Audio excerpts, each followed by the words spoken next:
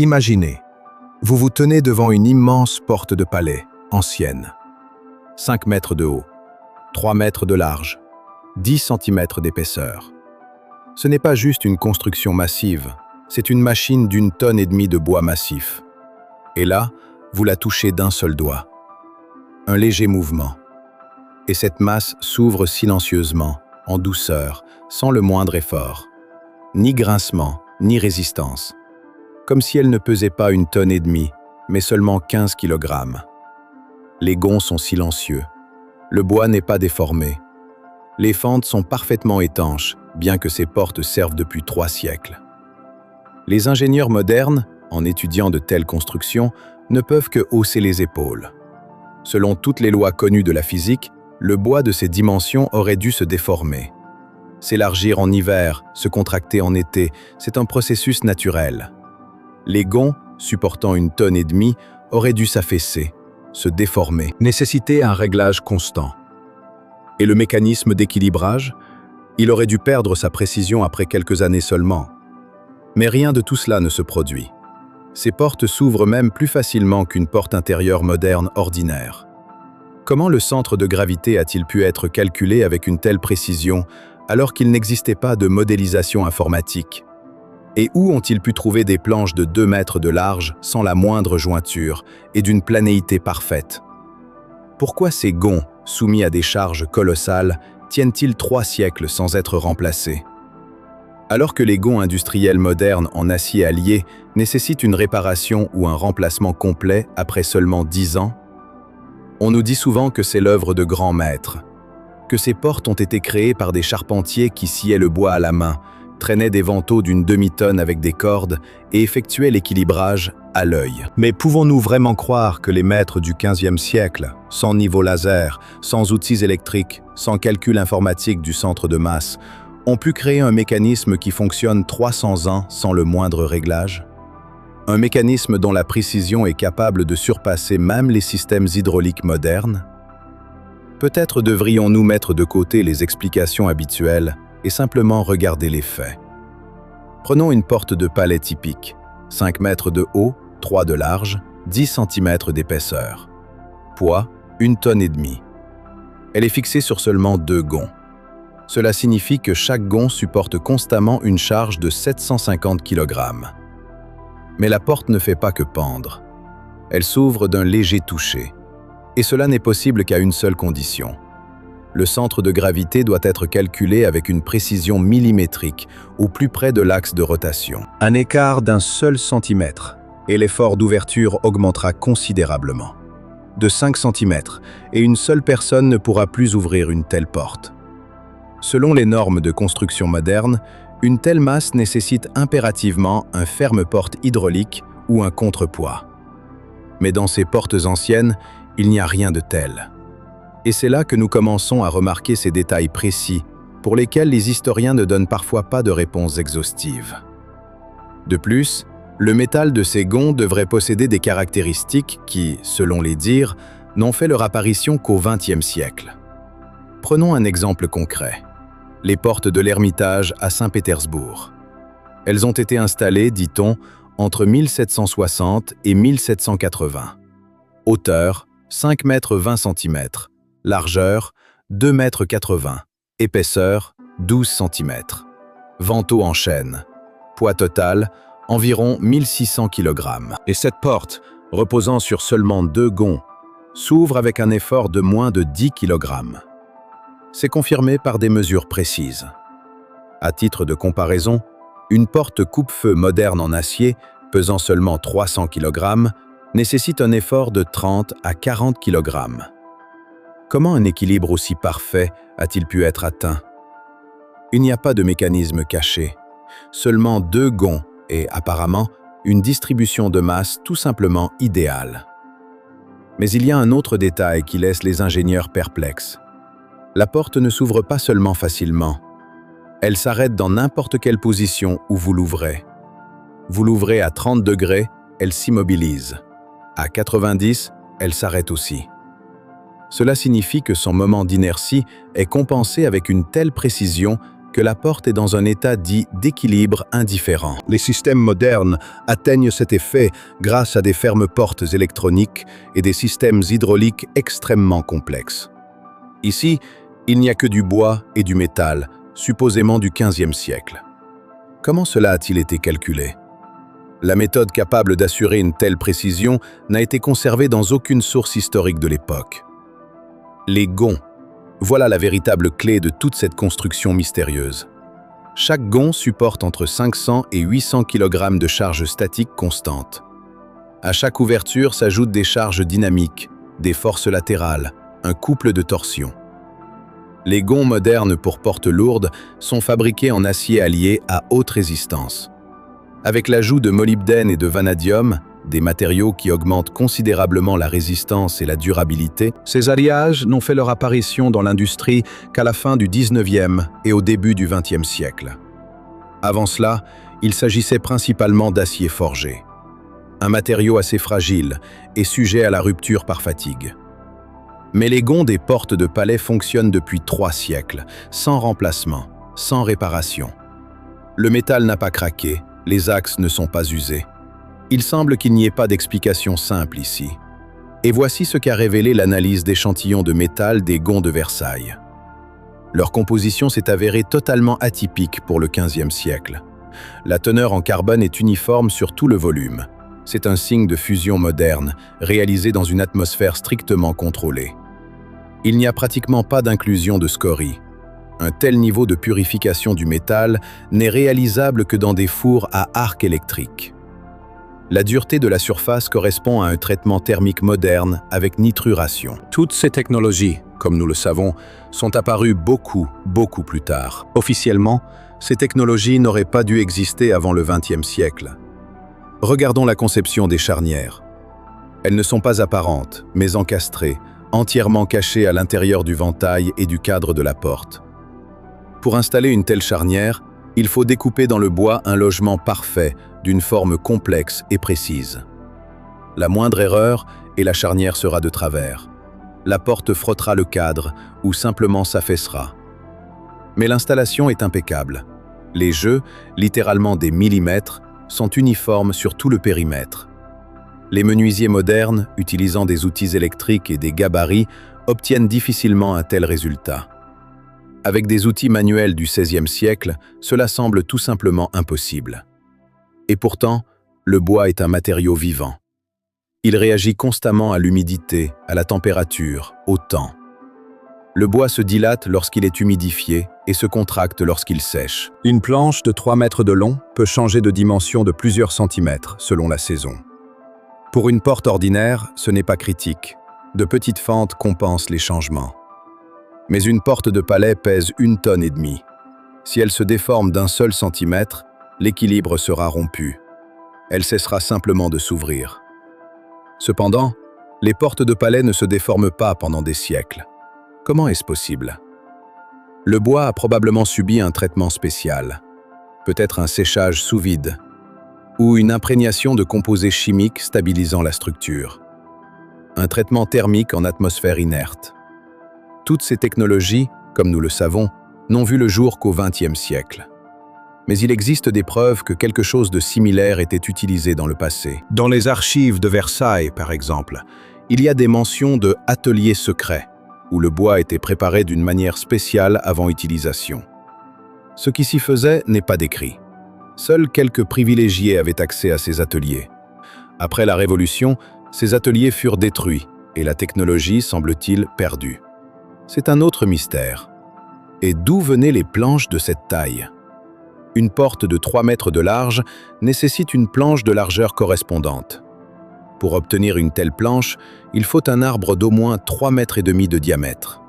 Un chêne, un frêne ou un noyer de cette taille sont des arbres d'au moins 500 ans.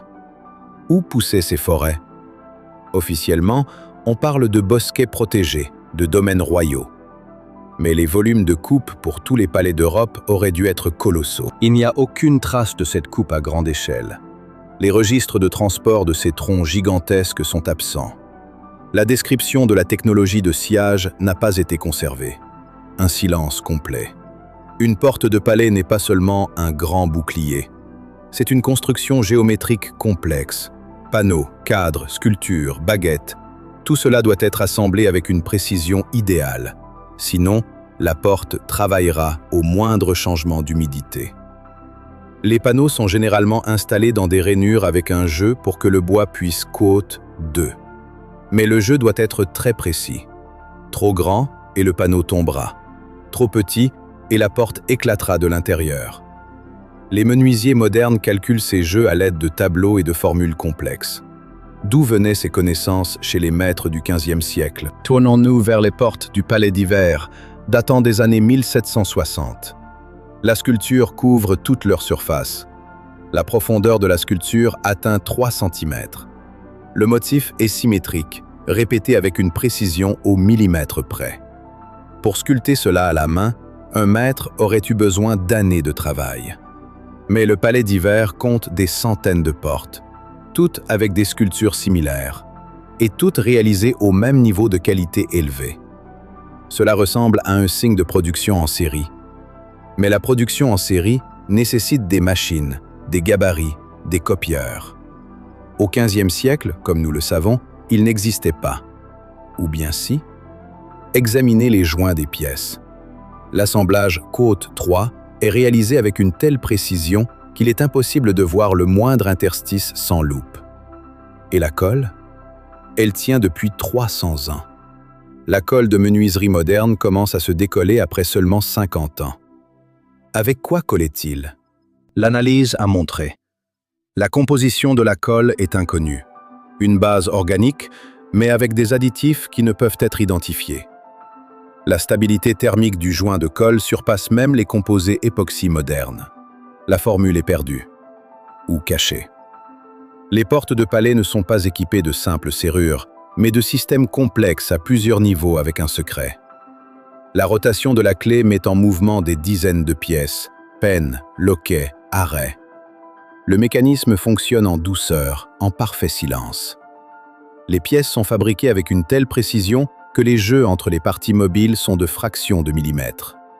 C'est le niveau d'un mécanisme d'horlogerie. Mais la serrure est installée dans une porte d'1,5 tonnes, qui vibre à l'ouverture, subit des dilatations thermiques et l'humidité. Le mécanisme aurait dû se déséquilibrer, mais il fonctionne. Il existe même des serrures avec un secret particulier. Pour les ouvrir, il ne faut pas seulement tourner la clé, mais aussi effectuer une séquence d'actions spécifiques. Appuyer sur un bouton caché, tourner un élément décoratif, tirer la poignée vers soi. Ce n'est qu'après cela que la serrure s'ouvrira. Ces serrures étaient installées dans les appartements privés des monarques. Le mécanisme est si complexe que les spécialistes modernes ont du mal à le reproduire. Comment ces systèmes ont-ils été créés sans micromètres, sans machines de précision? Vraiment à l'œil? Regardez de plus près les clés. La longueur de certaines clés atteint 40 cm et leur poids plusieurs kilogrammes. La panneton de la clé a une forme complexe avec de nombreuses saillies et encoches. Chaque clé est unique. Pour en fabriquer une à la main, un serrurier expérimenté aurait besoin de semaines de travail minutieux. Mais il y avait des milliers de clés pour chaque serrure du palais. La production devait être industrialisée. Les traces de cette production sont absentes. Les descriptions des ateliers n'ont pas été conservées. Les noms des maîtres sont effacés de la mémoire. Les plans ont disparu. Maintenant, regardons la géographie. Versailles en France. Des portes de 5 mètres, un équilibre parfait. Schönbrunn en Autriche. Les mêmes paramètres, la même conception de charnière. L'Ermitage en Russie, une reproduction de la technologie à l'identique. L'Alhambra en Espagne, des principes similaires. Le palais de Buckingham en Angleterre, pratiquement une copie du système. La distance entre ces points est de milliers de kilomètres. La datation, prétendument du début du XVIIe au début du XIXe siècle. Mais la technologie est identique, pas seulement similaire, identique. La version communément admise est la suivante. Des menuisiers et serruriers français ont voyagé à travers l'Europe, ont été employés par différentes cours royales et ont formé des artisans locaux. Cela semble logique à première vue, mais calculons. Pour créer une telle porte, un maître doit connaître Les calculs du centre de masse pour des structures d'1,5 tonne. La technologie de fusion d'un alliage spécial pour les charnières. La méthode de traitement du bois contre la déformation. Les secrets des compositions adhésives. Les principes d'un équilibrage parfait. Cela ne se transmet pas par des récits oraux. Cela nécessite des instructions écrites, des plans, des formules, de nombreuses années de pratique. Mais il n'y a pas de documents. Pas d'enregistrement dans les guildes. Aucun travail d'apprentissage avec des erreurs n'a été trouvé. Il n'y a que le résultat fini et parfait. Et la chronologie semble très étrange. L'apparition de la technologie est abrupte. Environ 1700 et immédiatement, des portes parfaites partout en Europe. Rien de tel avant cela. Et après 1820, la technologie disparaît. 120 ans d'existence, puis une rupture complète. Au XIXe siècle, on commence à fabriquer des portes plus simples, avec des charnières visibles, des fermes portes, un poids moindre. Ce n'est pas une évolution de la technologie, mais sa simplification. Pourquoi a-t-on renoncé à la perfection? La version des historiens est la mode, le changement de style. Mais les technologies ne disparaissent pas à cause de la mode. Elles disparaissent quand ceux qui les maîtrisent meurent et ne laissent pas d'élèves. La technologie mûrit généralement progressivement. Les premiers échantillons sont toujours imparfaits. Expérience, erreur, amélioration, c'est la voie normale du développement. Il devrait exister des portes prédécesseurs, avec un équilibrage grossier, des charnières primitives, des défauts visibles. Ensuite, une amélioration progressive, une complexification du décor, une augmentation des dimensions. Telle est la logique du développement. Mais les portes de palais apparaissent différemment. Exemple, les portes de Versailles, prétendument installées dans les années 1680 sous Louis XIV. Ce sont les plus anciennes connues. 5 mètres de hauteur, 1,5 tonne de poids. La sculpture couvre toute la surface. L'équilibre est parfait. La qualité n'est pas inférieure à celle des portes fabriquées des siècles plus tard. Première tentative, et tout de suite la perfection? Cela contredit tous les principes du développement technologique. Soit ce n'est pas une première tentative, mais la reproduction de quelque chose de plus ancien. La copie de modèles dont l'existence n'est pas reconnue par la chronologie officielle. L'analyse dendrochronologique du bois de certaines portes donne des dates de plusieurs décennies antérieures à la date officielle de construction du palais. La science académique l'explique par une réinstallation provenant d'autres bâtiments. Logique. Mais alors la question se pose, de quel bâtiment? Si les portes ont été déplacées, cela signifie que des constructions avec des portes similaires existaient quelque part encore plus tôt. Lesquelles? Même en tenant compte du séchage nécessaire du bois pendant plusieurs années entre l'abattage et l'installation, l'écart temporel semble trop important. Pas de réponse. Les documents sont silencieux. À la fin du XXe siècle, des projets de recréation de portes de palais ont été lancés. L'objectif? Prouver que la technologie est accessible aux artisans modernes et comprendre la méthode des prédécesseurs. Allemagne. Reconstruction d'un château. Chaîne sélectionnée. Séchage de 2 ans dans des chambres spéciales. Charnière en acier allié sur mesure. Installation. Équilibrage à l'aide de calculs informatiques du centre de masse. Résultat, après 5 ans, la porte a commencé à grincer. Après 10 ans, les charnières ont dû être remplacées. Les originaux fonctionnent depuis 300 ans sans intervention. France. Récréation d'une porte pour un musée. Les meilleurs menuisiers du pays. Étude des échantillons originaux. Tentative de reproduire chaque détail. La porte s'est avérée similaire en apparence, mais s'ouvrait beaucoup plus lourdement. Il a fallu installer un ferme-porte hydraulique caché. Les maîtres ont avoué ouvertement. L'équilibrage des originaux est basé sur des principes qui leur sont inaccessibles.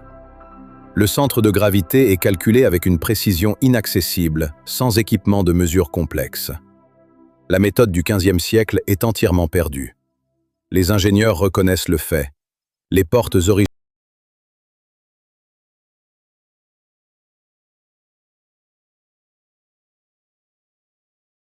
La correspondance des monarques a été conservée. Les rapports financiers ont survécu. Les inventaires ont été retrouvés. Mais les textes techniques, les plans, les instructions pour la fabrication de structures complexes se sont évaporés. Tout en même temps, partout en Europe. Un hasard? Ou un nettoyage délibéré de preuves gênantes? Essayez aujourd'hui d'obtenir l'autorisation d'étudier une porte de palais. Vous voulez prélever un échantillon de bois pour analyse? Vous prévoyez de retirer une charnière pour étudier l'alliage? Vous avez l'intention d'effectuer une tomographie au rayon X de la structure interne? La réponse sera la même. Refus. La justification est standard. Préservation du patrimoine culturel, inacceptabilité des dommages. Mais les méthodes non destructives existent depuis longtemps. Simplement, les chercheurs indépendants ne sont pas autorisés. Le contrôle est total. L'accès à la plupart des portes d'honneur est limité. Les touristes sont conduits par d'autres entrées. Les salles d'apparat sont fermées, soi-disant pour leur conservation. Certaines pièces sont inaccessibles depuis des décennies. Quote 0. Que s'y passe-t-il? Que cachent-ils?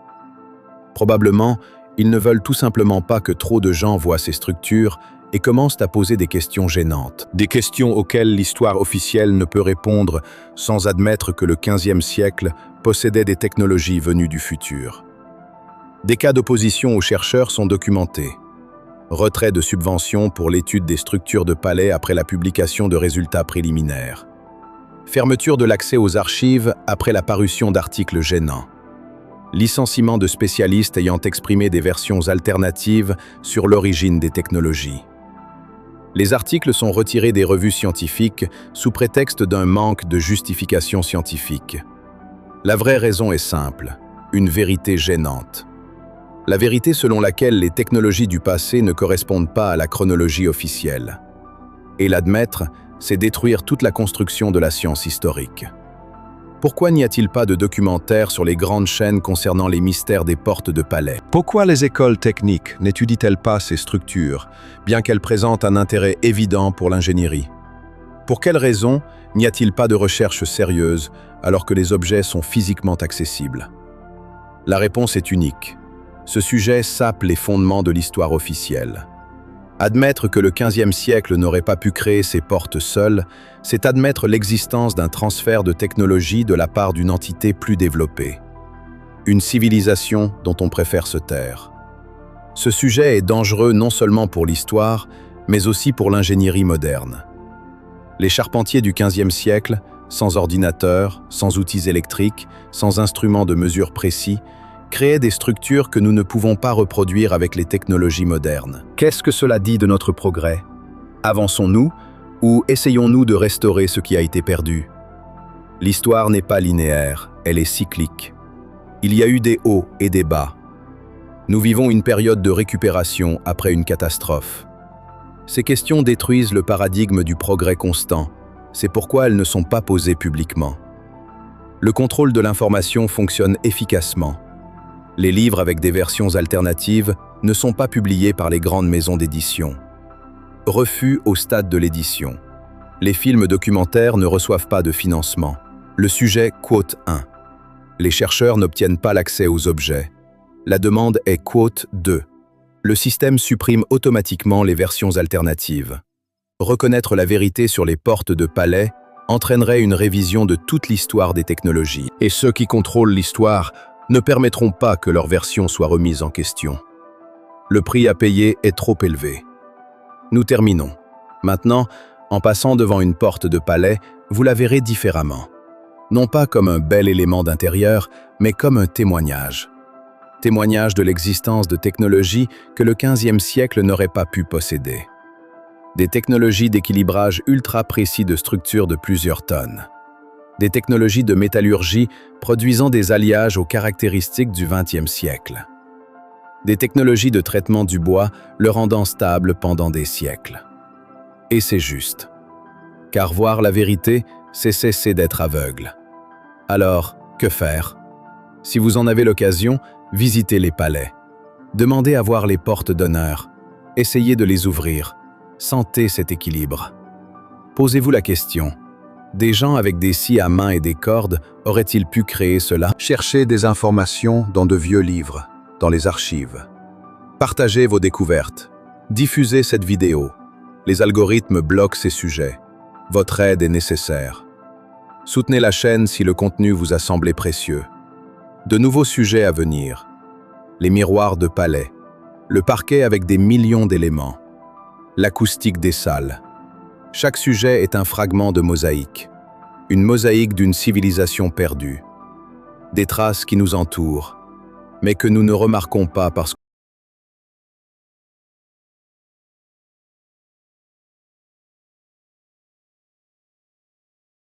ainsi, les portes du palais sont là. Elles sont des témoins silencieux. Témoins que, peut-être, il a existé ici ceux qui possédaient des connaissances surpassant même l'ingénierie moderne. Gardez l'esprit ouvert. Posez des questions inconfortables. La vérité est toujours proche. Il suffit de regarder attentivement.